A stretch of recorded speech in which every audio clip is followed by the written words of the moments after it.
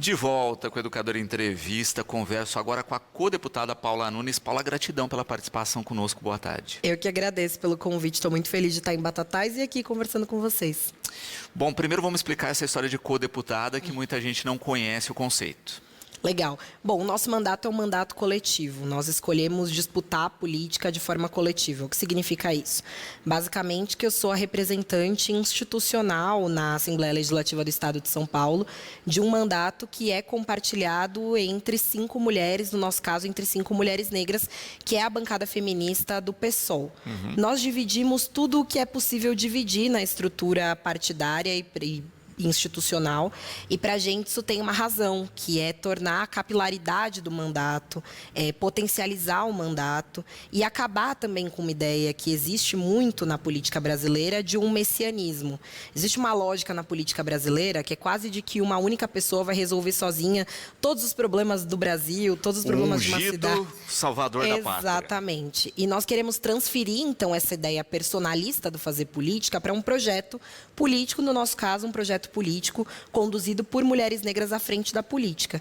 Então, quando, pelas regras da legislação brasileira, na urna, uma pessoa representa o projeto, é a mesma coisa no parlamento, então uma pessoa representa esse projeto nas falas, no plenário, na votação, e no caso da Assembleia Legislativa do nosso mandato lá, essa pessoa sou eu, mas as nossas atuações em frentes parlamentares, a representação para fora da Assembleia Legislativa, reuniões com secretários, tudo isso é conduzido coletivamente e as nossas decisões também são tomadas coletivamente. Então, esse é o nosso projeto coletivo de mandato. Muito bom. E é um formato, né, que começa a ser evidenciado há pouco tempo, não é? Teve que se fazer uma costura, inclusive, legal disso, né, para se entender. Não, olha, em tese a gente está votando no fulano, mas esse fulano se comprometeu com um grupo, não é? E também, de certa forma, como você coloca da capilaridade, não é? Dá uma possibilidade disso, né? Olha, às vezes, se fosse uma única representante, até dificuldade de, não é, estar aqui em Batatais na data de hoje, né? Então, as 5 podem, né, divulgar e fazer o trabalho de uma maneira muito mais ampla.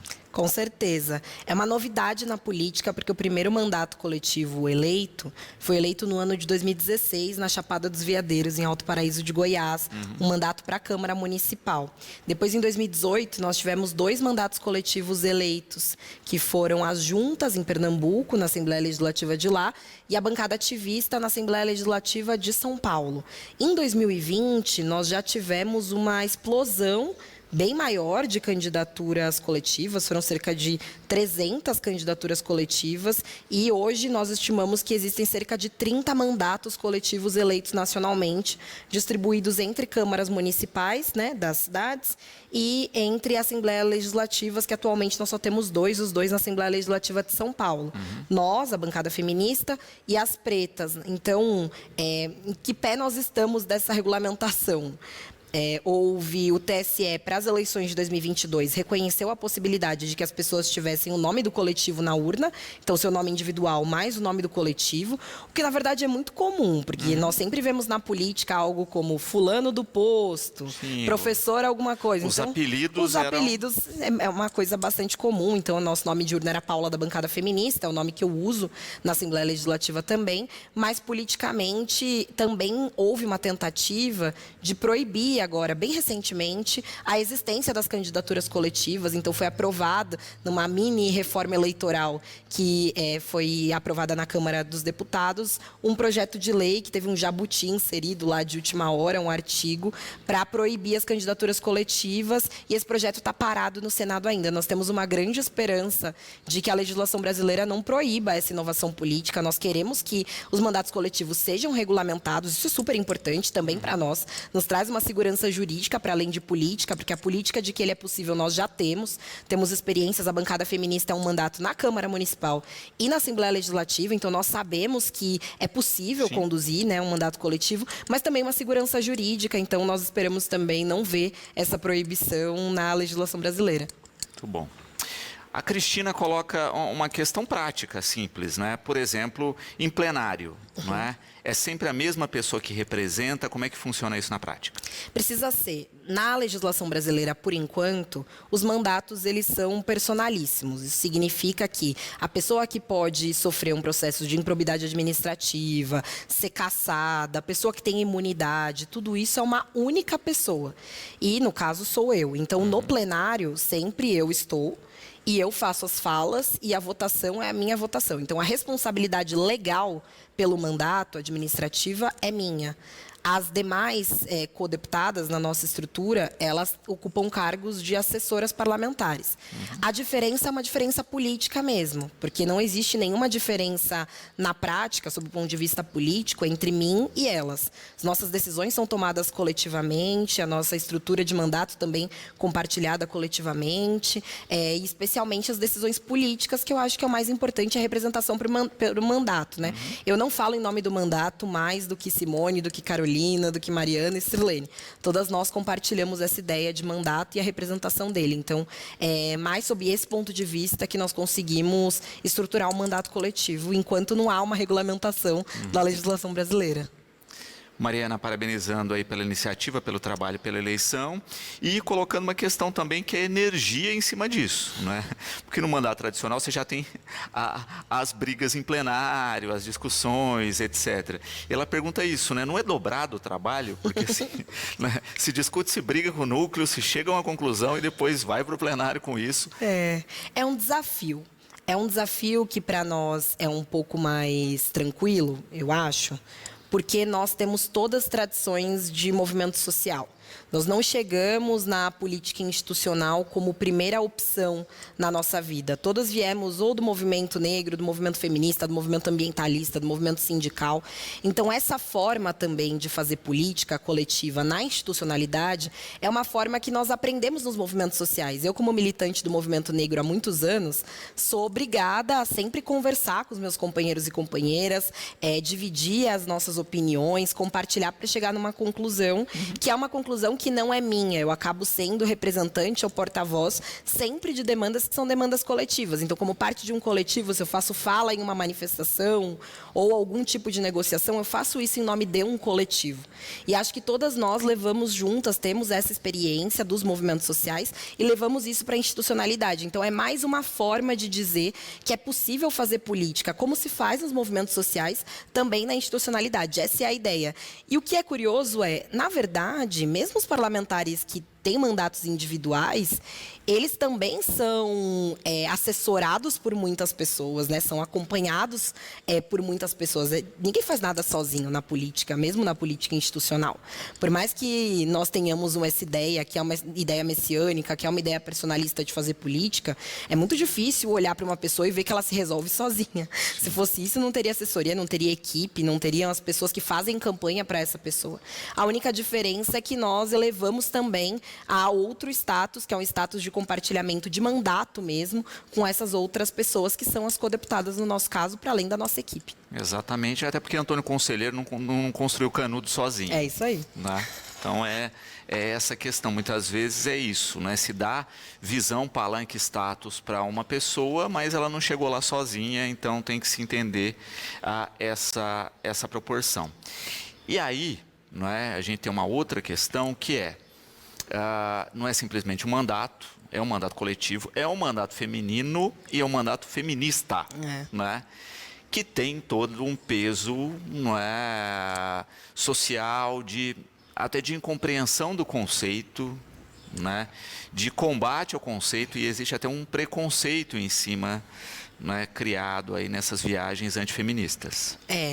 Eu considero que nós somos muito corajosos, porque nós colocamos no nome do nosso coletivo já a ideia política que existia por trás da nossa candidatura. Isso desde as eleições municipais de 2020, que nós disputamos uma cadeira para a Câmara Municipal de São Paulo. Foi assim que esse projeto começou. A ideia de colocar mais mulheres na política institucional. Cada uma de nós com uma história. Então, a Silvia, que era titular do mandato, é professora da rede municipal. Eu com um trabalho mais ligado aos direitos humanos e à segurança pública.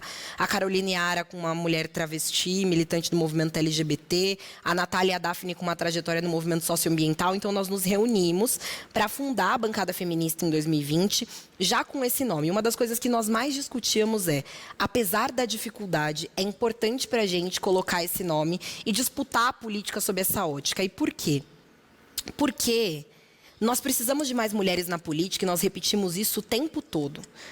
O nosso mandato, felizmente, foi muito bem votado. Foi a terceira candidatura mais bem votada do estado de São Paulo.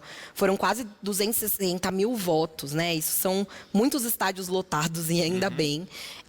Só que nós atribuímos isso também ao fato de que, para além da ideia, que é uma ideia que vem crescendo na sociedade, e que bom que vem, de que é necessário termos mais mulheres na política, nós insistimos muito na lógica de que, mais do que ter mulheres na política por si só, é necessário ter mulheres na política que defendam direitos das mulheres. E que também saibam fazer política para além dos direitos das mulheres. Porque nós somos mulheres, nós somos feministas, mas nós estamos à frente da política fazendo também isso e disputando a política para além dos interesses das mulheres. É claro que eu parto de um conceito de que se a gente avança nos direitos das mulheres, nós também avançamos nos direitos dos homens, de toda a sociedade. Não tem nenhum direito da mulher que vai ser garantido e que vai retroceder em direitos dos homens. Pelo contrário, nós melhoramos como sociedade como um todo. Mas colocar esse nome no projeto significa também demarcar um lugar, que é o lugar do nós não somos apenas mulheres na política, nós somos mulheres defendendo o direito das mulheres e colocando isso como prioridade, né, como uma lógica prioritária. Isso está sempre nos nossos projetos de lei, nos projetos de lei que nós pretendemos aprovar, está sempre nos projetos de lei que nós apresentamos, nas discussões nas comissões, nas discussões nas frentes parlamentares. Isso é bem importante para nós. Uma questão que o Pedro coloca também interessante, não é? Que tem sido os embates na Assembleia, não é? Com o governador Tarcísio. A gente passou aí um período gigantesco de PSDB, né, no Estado. A gente teve uma mudança, mas uma mudança que radicalizou algumas coisas, a principal delas o discurso privatista. A gente já tinha isso um pouco com Dória, que não conseguiu concretizar, né, e agora a gente vê essa pegada forte. Como é que tem sido essas discussões, e ainda mais agora com a questão Enel, né, ou Enel, dependendo do local, a pronúncia aí, de falar, olha, de fato é tão lucrativo assim privatizar tudo? Nós estamos vivendo embates muito duros, uma luta muito dura na Assembleia Legislativa. Porque, na minha avaliação, o governador passou a maior parte do tempo sem mandar projetos substanciais ou importantes para a Assembleia Legislativa. Mandou aumentos de salário, aumento de salário mínimo, aumento de salário de alguns servidores, isso foi fundamental. Mas não são projetos que tinham embates ideológicos dentro da casa. Então, não foi possível para ele testar muito essa base de apoio. Exatamente, essa base e ver como ela se comportaria, né? Nesse momento, nós temos um embate ideológico gigantesco, que é o embate das privatizações, especialmente da privatização da Sabesp. O governador mandou simultaneamente 3 projetos de lei para casa. O primeiro é da privatização da Sabesp, que nós estamos debatendo agora.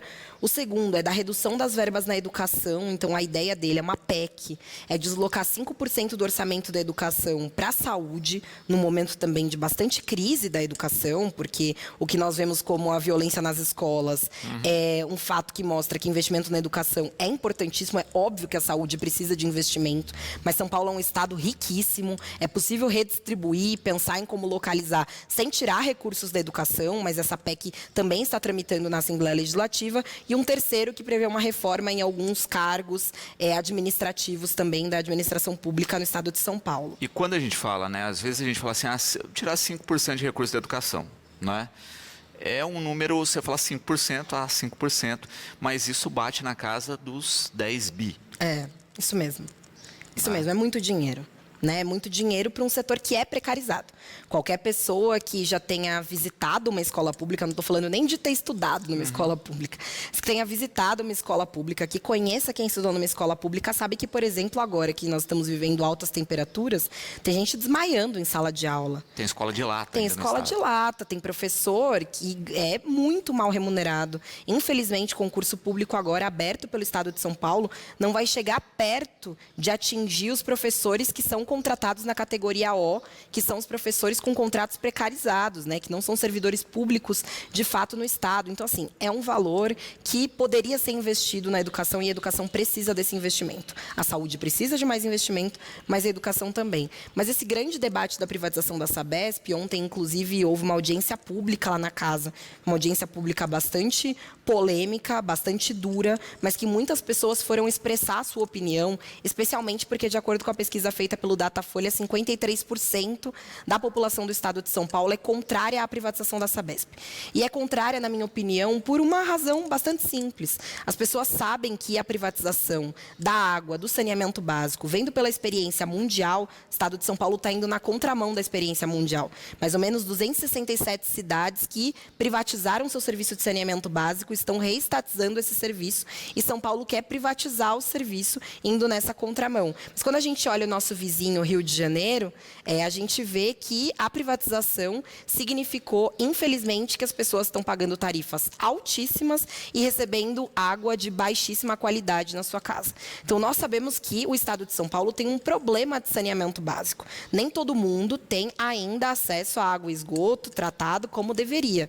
Mas, nem de longe, a privatização é a saída para isso. E o maior exemplo, como você mesmo disse, é a Enel e o que a gente está vivendo agora. Nós vivemos um apagão que durou cerca de uma semana para muitas pessoas. Mais de 2 milhões de pessoas foram atingidas com os fortes ventos do dia 3, e isso por si só não era uma responsabilidade da empresa, prever, mas os ventos não, porque a gente sabe que a gente está vivendo um momento de emergência climática que pode mesmo e vai ter esses eventos extremos, mas o reestabelecimento do serviço ter demorado tanto é algo que nos preocupa. E a empresa, como uma empresa privatizada, não tem sequer solução para aqueles e para aquelas que perderam toda a compra do mês que estava na geladeira, que perderam medicamento como insulina, que só de ficar 3 horas fora da geladeira já é perdido. Então, a gente está vivendo uma questão, né? Porque a privatização fez com que o serviço piorasse e, na verdade, existe um descaso muito grande com a população do Estado de São Paulo para atingir os seus direitos diante dessa violação tão grande que foi a queda de energia e o apagão. Então, com a Sabesp pode acontecer a mesma coisa, essa é a nossa grande preocupação. E o que mais me intriga, e é o que o Paulo coloca aqui também, que é uma empresa estatal que dá lucro. Não é? Então, qual o interesse de privatizar uma empresa que dá lucro e que presta um serviço de qualidade? Exatamente. Esse é um dos argumentos que o governo do Estado usa, que é um dos argumentos mais falaciosos. Quer dizer que a empresa não se sustenta por si só. Hoje, a Sabesp não é inteira ainda uma empresa estatal. Ela já foi bastante fatiada, então ela já passou por um processo de sucateamento grande. Mesmo assim, ela ainda é uma empresa que dá lucro. Então, 2 mentiras, na verdade, que o governo do Estado nos diz. A primeira é que ela não é uma empresa rentável, como você mesmo disse, ela é uma empresa que dá lucro. A segunda é que a nossa única forma de atingir o marco do saneamento legal, que diz que o saneamento básico precisa chegar na casa de todas as pessoas até o ano de 2033, é privatizar. Isso não é verdade. Na verdade, a melhor forma de garantir um serviço público de qualidade é o investimento público e não a privatização. Um grande exemplo nós temos lá na capital, na cidade de São Paulo, porque nós temos linhas de trem e de metrô que são privatizadas e essas linhas recebem um valor, um investimento público, apesar de ser privatizadas, altíssima. Tem um subsídio que é altíssimo. Então, hoje, o governo do Estado paga mais no valor por passageiro que anda numa linha privatizada do metrô do que paga para a empresa pública que é a companhia metrô. Então, se esse dinheiro existe, por que não investir no serviço público e garantir um serviço público de qualidade? No caso da Enel, uma das coisas que mais me questionaram e falaram e denunciaram foi o fato de que ninguém conseguia falar com a empresa quando o apagão aconteceu. Então, esse descaso, e depois o próprio presidente da empresa foi à televisão dizer, nós não temos que pedir desculpa. Depois ele mudou de opinião, fica brigando com o prefeito da cidade para dizer de quem é a responsabilidade da poda das árvores, enfim. Mas a verdade é que esse descaso com a privatização, que vem com a privatização, é um descaso que, quando o serviço é público, nós temos outra forma de cobrar. Porque a resposta não é o lucro. A resposta precisa ser o correto fornecimento desse serviço público. Sim. E Francine parabenizando pelo trabalho e perguntando a agenda hoje aqui em Batatais. Ah, legal. Bom, a gente veio para Batatais a convite da Gabriela Arantes, que é vereadora suplente pelo PSOL, mesmo partido que o meu aqui. Então, nós temos algumas entrevistas. Nós temos uma agenda agora, a Natália estava aqui, né, com a cooperativa de catadores e também reuniões com a militância do PSOL, conversas com a militância do PSOL por aqui. Então, a nossa ideia é conhecer um pouco dos movimentos sociais da cidade também, entender quais são as dinâmicas daqui, as demandas da cidade. Então, bem animadas aqui, não só para mostrar o nosso trabalho, mas também para conhecer um pouco da cidade de Batatais. A Aline também coloca, né, uma questão interessante, não é, que você falava desse histórico de vocês, não é, enquanto construção e etc. E dessa pulverização de votos também no estado, não é, porque assim é lógico que teve uma concentração maior de votação na capital, mas também tiveram muitos votos no interior que entenderam a proposta, não é, e apostaram nessa proposta. Isso foi muito legal, foi uma grande alegria nossa, porque nós tivemos cerca de metade dos nossos votos na capital, mas os outros votos foram distribuídos entre Grande São Paulo, interior, litoral. Isso foi muito importante, porque a nossa ideia era fazer com que o projeto da bancada feminista chegasse longe. E uma coisa que me anima muito é ser procurada por várias pessoas que se dizem animadas em formar também chapas coletivas, candidaturas coletivas para as eleições do próximo ano. E nós queremos fazer o projeto da bancada feminista se expandir, ter outras bancadas feministas disputando também eleições, estado de São Paulo afora, para que a gente possa ir ampliando cada vez mais essa ideia de que as mulheres, defendendo o direito das mulheres, ocupem a política. Então, esse é um projeto muito legal. Nós tivemos, eu acho que parte da nossa capilaridade no interior tem a ver com o fato de que, durante a nossa pré-campanha, nós rodamos muitas cidades do interior com a nossa Kombi para conversar com as pessoas, com ativistas dessas cidades e formar uma plataforma política, que foi uma plataforma política interativa, feita com propostas de pessoas de diversas regiões do estado, que foi a SP Feminista, e é essa proposta que baliza hoje a nossa atuação política. Então, para nós é muito importante também fugir dessa concentração que é a cidade de São Paulo. É muito fácil virar um São Paulo centrismo, mas a nossa ideia é conseguir também cada vez mais levar a política para o interior. Tem muita gente que fala, interior é muito conservador, interior é muito difícil, mas eu acho que, na verdade, o interior tem históricos de luta que são importantíssimos e a gente tem que valorizar e aprender com eles. Exato. E a Kombi está viva ainda, aguentou toda a pré-campanha e campanha? Ela aguentou, está viva, a gente não roda todos os lugares com ela. Agora eu estou grávida de 8 meses, então também ficar andando com a Kombi não é muito fácil. Mas sim, ela está viva, está aí funcionando. E uma outra questão aí dos mandatos femininos, né, é essa questão, não é? E que a gente vê ainda uma dificuldade grande com a questão de gestação, né? A gente fala do mercado de trabalho em si, da rotina, etc. Mas dentro dos mandatos também tem essa questão, né? Olha, e aí? Né? Tô com uma gestação aqui, tem um período, né? Eu acho que até esse conceito do coletivo talvez seria interessante para o futuro estar sistematizado para momentos como esse, né? Sim. Na Assembleia Legislativa especificamente, deputadas anteriores a mim fizeram a luta para que a licença gestacional fosse reconhecida no nosso regimento. Então, essa licença é uma licença que existe e é garantida a todas as mulheres na Assembleia Legislativa. O que não significa que todas as mulheres têm filhos ou passam por uma gestação durante o mandato. Eu, conversando com a administração da Alesp, me disseram que nem sabiam muito bem o que fazer em termos de sistema, protocolos, como ia ficar, porque a última vez que uma deputada usufruiu da licença gestacional lá na Alesp foi há 10 anos. Então, o sistema era outro, tudo era diferente, as coisas eram no papel e agora é tudo automatizado, ninguém sabe muito bem o que fazer. Mas por que eu digo isso? Porque realmente nós somos poucas mulheres na política. Na Alesp, de 94 deputados, 25 são mulheres, e poucas mulheres jovens ou em idade gestacional, né? Então também tem isso, para a gente dizer que a gente pode fazer política, e fazer política a partir desse lugar, que é querer também engravidar, depois com filhos pequenos, combinar a maternidade com a política, é um desafio, mas é um desafio que a gente topa muito tocar. E eu vou dizer que, para mim, trouxe um sentimento momento especial, que é o de querer entender também qual é o lugar da maternidade no fazer política. Um dos nossos projetos de lei é um projeto de lei que prevê a necessidade de que todos os prédios públicos do Estado tenham um espaço de trocador e amamentação específico. Isso foi algo que eu só refleti sobre quando eu engravidei. Porque quando eu engravidei, eu fui olhar para os espaços públicos e falar, nossa, eu não teria onde trocar um bebê. Eu não teria onde amamentar com tranquilidade aqui.